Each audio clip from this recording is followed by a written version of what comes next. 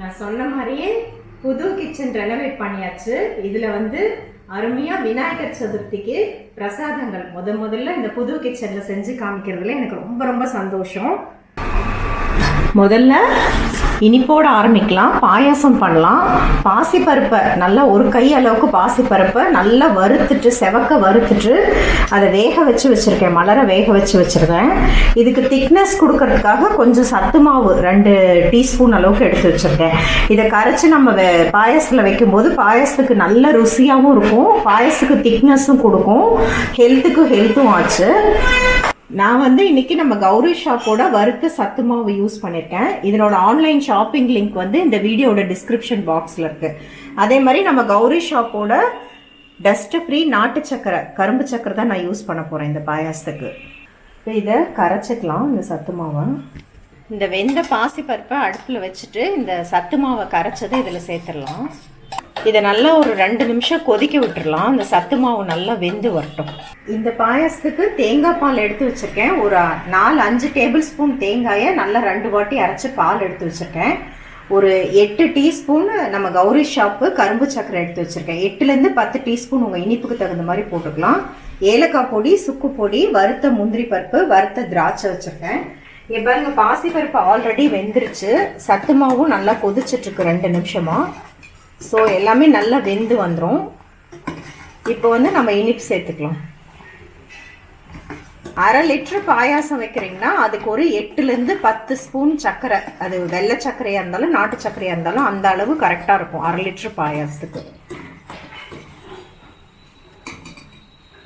ஏலக்காய் பொடி, சுக்கு பொடி போட்டுருங்க. வெல்லம் சேர்த்து பண்ணுறதுக்கெலாம் சுக்கு பொடி போடுங்க, அது ரொம்ப நல்லது. டேஸ்ட்டும் வாசமும் ரொம்ப நல்லாயிருக்கும், உடம்புக்கும் நல்லது. இந்த வெல்லத்தோடு சேர்த்து ஒரு 2 நிமிஷம் நல்லா கொதிச்சு வரட்டும். இப்போ வறுத்த முந்திரி பருப்பு சேர்த்துடலாம், திராட்சை சேர்த்துடலாம். பாருங்க, இந்த மாதிரி இருக்கு. தேங்காய் பால் சேர்த்தும் போது இன்னும் கொஞ்சம் தண்ணி ஆகும், ஆனால் அது ஆறும்போது கெட்டி ஆயிடும். பாசி பருப்பும் சரி சத்துமாவும் சரி ஆற திக்னஸ் கொடுக்கும். இப்போ இதை ஆஃப் பண்ணிட்டு நம்ம எடுத்து வச்ச தேங்காய் பாலை சேர்த்துடலாம்.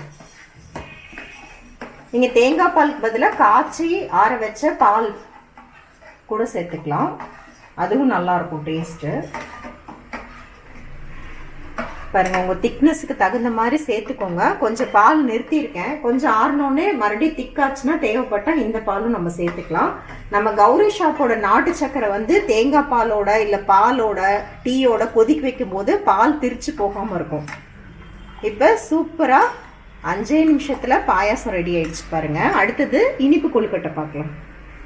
இனிப்பு பிடி கொழுக்கட்டைக்கு வந்து நான் இன்னைக்கு சத்து மாவில் செய்கிறேன், அதுவும் ஹெல்த்தியாக இருக்கட்டும்னு சொல்லிட்டு நான் வந்து இதுக்கு நம்ம கௌரி ஷாப்போட ஸ்ப்ரவுட்டட் ஹெல்த் மிக்ஸ் முளைக்கட்டின சத்து மாவு யூஸ் பண்ணுறேன். இது ரொம்ப டேஸ்டியாகவும் இருக்கும், ஹெல்த்தியாகவும் இருக்கும்.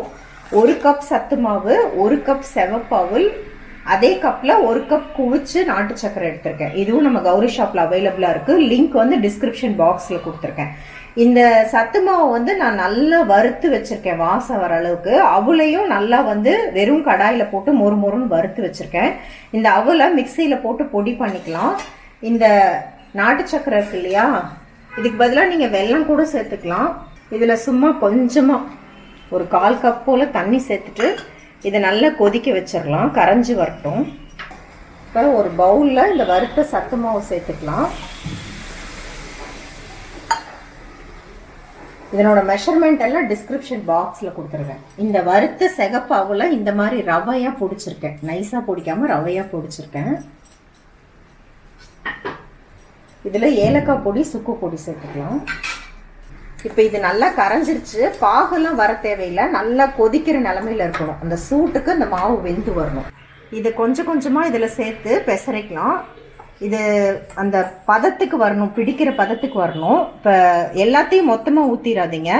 அப்படி ரொம்ப லூஸ் ஆயிடுச்சுன்னா கொஞ்சம் எக்ஸ்ட்ரா மாவு 1 ஸ்பூன் போட்டு பிசைஞ்சிக்கலாம். இல்லை பத்தாமல் போயிடுச்சுன்னா மறுபடியும் கொஞ்சம் சுடுதண்ணி சேர்த்து நம்ம பிசைஞ்சிக்கலாம். இந்த கொழுக்கட்டை பதத்துக்கு வரணும், பிடிக்கிற பதத்துக்கு. கொஞ்சம் லூஸாக வச்சுக்கலாம். லைட்டாக ஆறி வரும்போது இன்னும் கொஞ்சம் கெட்டிப்படும். இப்போ நான் எடுத்து வச்ச இந்த வெள்ளை தண்ணி எல்லாமே சேர்த்துட்டேன். உங்களுக்கு ஆறி வரும்போது கெட்டிப்படலைன்னா பயப்பட வேண்டாம், மறுபடியும் ஒரு ஸ்பூன் சத்து மாவு சேர்த்து நீங்கள் கலந்துக்கலாம். இல்லை ரொம்ப கெட்டியாக போயிடுச்சுன்னா நீங்கள் மறுபடியும் கொஞ்சம் தண்ணியை கொதிக்க வச்சு ஒரு 2 ஸ்பூன் 3 ஸ்பூன் தண்ணியை கொதிக்க வச்சு சேர்த்துக்கலாம். பிடி கொழுக்கட்டையில் இந்த மாதிரி நம்ம அட்ஜஸ்ட் பண்ணிக்கலாம். பாருங்கள், இந்த மாதிரி இருக்குது. இது கொஞ்சம் ஆறி வந்தோடனே கெட்டிப்படும். ஒரு 10 நிமிஷம் கழித்து நம்ம பிடிக்கிற பதத்துக்கு வந்துடும். தேங்காய் வந்து நெய்யில் வறுத்து வச்சுருக்கேன், அதை இதில் சேர்த்துக்கலாம். இந்த நெய் வாசத்தோட தேங்காயும் சேர்ந்து கொழுக்கட்டையில் வேகும்போது ரொம்ப நல்லாயிருக்கும். நல்லா கலந்து அப்படியே மூடி வச்சிடலாம். ஒரு 10 நிமிஷம் ஆறி வரட்டும். இது ஆறினோடனே இந்த மாதிரி கொழுக்கட்டையாக பிடி கொழுக்கட்டையாக பிடிச்சு வச்சுருக்கேன். நீங்கள் கையில் தண்ணி தொட்டுட்டு பிடிச்சிக்கலாம். இந்த மாதிரி உருண்டையாக கூட நீங்கள் பண்ணிக்கலாம், என்ன ஷேப்பில் வேணால் பண்ணிக்கலாம். நான் இந்த மாதிரி பண்ணி ஒரு முந்திரி பருப்பும் வறுத்து வச்சுருக்கேன். இப்போ இதை ஆவியில் வச்சிடலாம். கொழுக்கட்டை வைக்கும்போது எப்பயுமே இட்லி பானையை நீங்கள் ஈர துணி போட்டுட்டு வச்சிங்கன்னா இன்னும் நல்லா சாஃப்டாக வரும் கொழுக்கட்டை. இந்த துணி வந்து ஈரமாக இருக்கணும். இதை மூடி வச்சு ஒரு 8 நிமிஷம் வேக விட்டுக்கலாம். இப்போ பாருங்கள், ஜோராக நம்மளோட சத்து மாவு கொழுக்கட்டை ரெடி ஆயிடுச்சு. வாசம் சூப்பராக வருது. அடுத்தது கார கொழுக்கட்டை. 1 டம்ளர் பச்சரிசி, 1/4 கிலோ அளவுக்கு பச்சரிசியை அரை மணி நேரம் ஊற வச்சு தண்ணியை வடித்து வச்சுருக்கேன். இதே நீங்கள் புழுங்கரிசிலையும் செஞ்சுக்கலாம். புழுங்கரிசியில் செய்கிறதா இருந்தால் கொஞ்சம் ஊற வைக்கிறது மட்டும் 3/4 மணி நேரமாக ஊற வச்சுக்கோங்க. இதை மிக்சியில் போட்டு தண்ணியை வடிச்சிட்டு, ஈரமாக தான் இருக்குது, தண்ணியை வடிச்சிட்டு மிக்சியில் போட்டு ரவையாக உடச்சி எடுத்துக்கலாம்.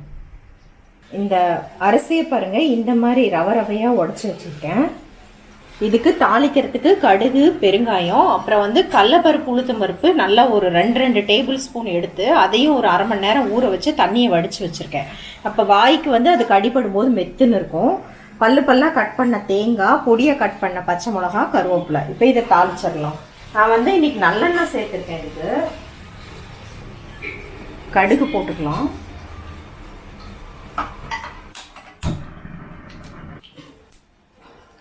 இது வெடிக்கும் போது நம்ம ஊற வச்ச உளுத்தம்பருப்பு, கடலைப்பருப்பு. இதுக்கு பதிலாக நீங்கள் பாசி பருப்பை ஊற வச்சும் சேர்த்துக்கலாம், அதுவும் நல்லாயிருக்கும். இதையும் கொஞ்சம் செவக்க மிதமாக வச்சு வறுத்து எடுத்துக்கலாம். 1 நிமிஷம். இப்போ தேங்காய், பச்சை மிளகா, கருவேப்பிலை சேர்த்துக்கலாம். பெருங்காயம் சேர்த்துக்கலாம். மிதமாக வச்சு நல்லா அந்த வாசம் வரணும். தேங்காய், பச்சை மிளகாய், பெருங்காயம் எல்லாம் எண்ணெயில் பொரிஞ்சு ஒரு வாசம் வர அளவுக்கு வறுத்துக்கோங்க.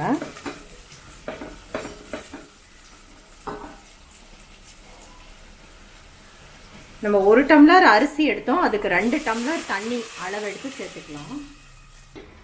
தேவையான அளவுக்கு உப்பு சேர்த்துக்கலாம். இப்போ இந்த தண்ணி கொதிக்கும் போது நம்ம இந்த உடைச்ச அரிசி ரவை இருக்கு இல்லையா, இதை சேர்த்து உப்புமா கிளற மாதிரி கிளறிக்கலாம்.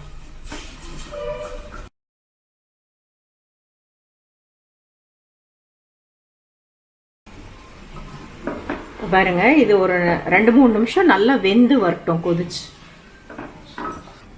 ஒரு 3-4 நிமிஷம் வெந்து வந்தோடனே ஆஃப் பண்ணிக்கணும். ரொம்ப கெட்டியாக பண்ண வேணாம், இந்த மாதிரி லூஸாக அப்படியே இருக்கட்டும். இது ஆறும்போது நம்மளை பிடிக்கிற பதத்துக்கு வந்துடும். இப்போ இதை ஆஃப் பண்ணிவிட்டு அப்படியே ஆற விட்டுறலாம். ஒரு 20 நிமிஷம், அரை மணி நேரம் ஆறினோடனே நம்ம கொழுக்கட்டையாக பிடிச்சிக்கலாம்.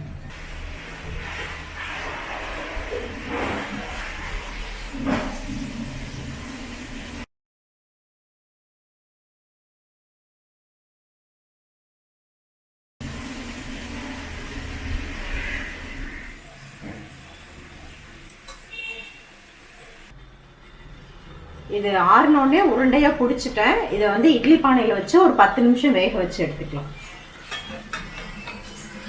கொழுக்கட்டை ஜம்முன்னு ரெடி ஆயிடுச்சு. பார்க்கும்போதே தெரியுதுல்ல உங்களுக்கு எவ்வளோ மெத்துன்னு இருக்குது. சாம்பார் சாதம் அடுத்தது ரெடி பண்ணிடலாம்.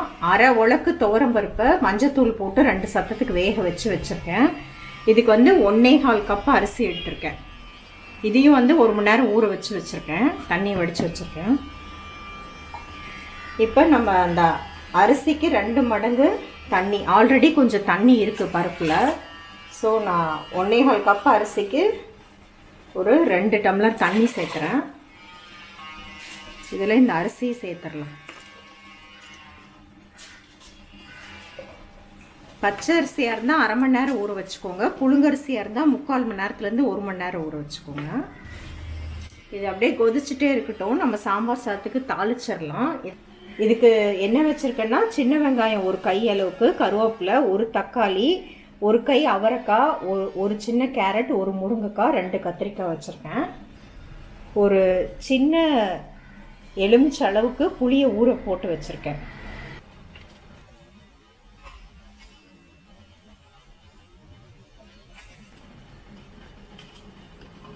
இப்போ 2 குழிக்கரண்டி அளவுக்கு எண்ணெய் சேர்த்துருக்கேன். இதில் கடுகு சேர்த்துக்கலாம். இது பொரியும் போது வெங்காயம், கருவேப்பிலை,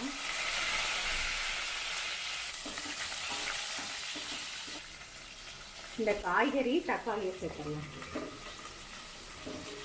இந்த காய்கறி ஒரு 2 நிமிஷம் வதங்கினோடனே சாம்பார் பொடி ஒரு 3 ஸ்பூன் போடுறேன்.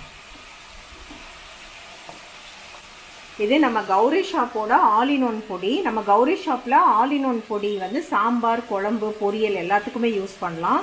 நாட்டு கொத்தமல்லி தூள், கொளத்தூர் வரமிளகாய் தூள்லாம் அவைலபிளாக இருக்குது. லிங்க் வந்து டிஸ்கிரிப்ஷன் பாக்ஸில் கொடுத்துருக்கோம். நம்ம மஞ்சத்தூள் ஆல்ரெடி பருப்பில் போட்டு வேக வச்சுருக்கோம். இதை பெரட்டி விட்டு இந்த புளியை கரைச்சி இந்த தண்ணியை சேர்த்துக்கலாம். இது நல்லா கலந்து விட்டுறலாம். இதுவும் கொதிக்கட்டும். இங்கே வந்து அரிசியும் பருப்பும் சேர்ந்து கொதிச்சிட்ருக்கு. அரிசியும் பருப்பும் சேர்ந்து நல்லா கொதிச்சிருச்சு ஒரு 2-3 நிமிஷம். இப்போ நம்ம தாளிச்சோம் இல்லையா, இந்த சாம்பாரை இதில் சேர்த்துடலாம். இதுக்கு தேவையான அளவுக்கு உப்பு சேர்த்துக்கலாம். இதில் 1 ஸ்பூன் அளவுக்கு ரசப்பொடி அப்படியே தூவி விட்டுக்கலாம் மேலே. இந்த மாதிரி சாம்பார் சாதம் பண்ணும்போது அப்படியே வறுத்து அரைச்ச சாம்பார் சாதம் மாதிரி நல்லா டேஸ்ட்டாக இருக்கும். இப்போ இதை மூடி வச்சு 1 விசிலுக்கு வேக வச்சுக்கலாம். இது வெந்து சத்து அடங்கி வரத்துக்குள்ளே நம்ம கோதுமை போண்டா போட்டுக்கலாம். கோதுமை போண்டாவுக்கு நல்லா 1 டம்ளர் அளவுக்கு கோதுமை மாவு, இதில் வந்து ஒரு 2 டேபிள் ஸ்பூன் அளவுக்கு கடலை மாவு, 2 டேபிள் ஸ்பூன் அரிசி மாவு, தேவையான அளவுக்கு உப்பு, பெருங்காயத்தூள், காரத்துக்கு ஏற்ற மாதிரி மிளகாத்தூள் நான் வந்து ஒரு 2 டீஸ்பூன் அளவுக்கு சேர்த்துறேன். இங்கே கொளத்தூர் வரமிளகாத்தூள், கெமிக்கல் ஃப்ரீ வரமிளகாத்தூள் நம்ம கௌரி ஷாப்பில் அவைலபிளாக இருக்குது. லிங்க் வந்து டிஸ்கிரிப்ஷன் பாக்ஸில் கொடுத்துருக்கேன். பொடியாக கட் பண்ண வெங்காயம், கருவேப்பிலை, கொத்தமல்லி. இதில் தண்ணி சேர்த்து ஒரு போண்டா மாவு பார்த்துக்கு நம்ம கரைச்சிக்கலாம். இதில் வந்து ஒரு 2 பிஞ்சு சமையல் சோடா சேர்த்துக்கலாம். இந்த மாவு பாருங்கள், இந்த மாதிரி இருக்கணும். ரொம்ப கெட்டியாக இருந்துச்சுன்னா போண்டா கெட்டியாக போயிடும். ரொம்ப தண்ணியாக இருந்தாலும் வந்து எண்ணெய் அதிகமாக குடிச்சிடும். இந்த மாதிரி இருக்கணும் ஒரு பஜ்ஜி மாவு பதத்துக்கு. இப்போ இதை கிள்ளி எண்ணெயில் போட்டு எடுத்துடலாம்.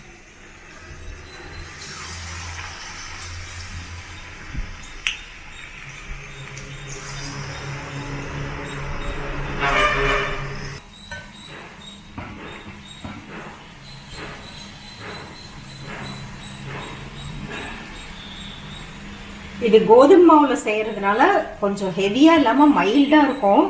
இது வந்து சாம்பார் சாதத்துக்கு செம்மையான காம்பினேஷனாக இருக்கும். ஈவினிங் ஸ்நாக்ஸுக்கு கூட, டீ டைம் கூட ரொம்ப நல்லாயிருக்கும் இந்த கோதுமை போண்டா.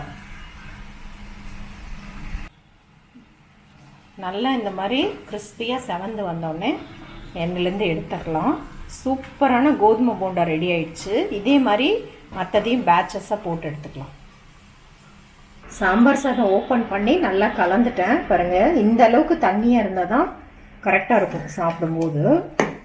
இப்போ இதில் நல்லா தாராளமாக நெய் சேர்த்துக்கலாம். ஒரு குழிக்கரண்டி அளவுக்கு கொத்தமல்லி சேர்த்துக்கலாம். நெய்யில் வறுத்த முந்திரி பருப்பு எல்லாத்தையும் நல்லா மிக்ஸ் பண்ணி விட்டா ஜோரான சாம்பார் சாதம் செம்மையாக ரெடி ஆயிடுச்சு. இந்த பருப்பு பாயசத்தில் தேன் கலந்துக்கலாம். அப்போ விநாயகருக்கு பாலும் தெளி தேனும் பாகும் பருப்பும் இவை 4 கலந்துனக்கு நான் தருவேன், கோலம் செய் துங்கக் கரிமுகத்து தூமணியே நீ எனக்கு சங்கத்தமிழ் 3 தா அப்படின்னு சொல்கிற மாதிரி இந்த பாயாசத்தில் எல்லாமே கலந்துருக்கு. நல்ல சத்தான சத்து மாவு பிடி கொழுக்கட்டை, கார கொழுக்கட்டை, சாம்பார் சாதம், கோதுமை போண்டா, பாசிப்பருப்பு, வெல்லம் போட்ட பாயாசம்.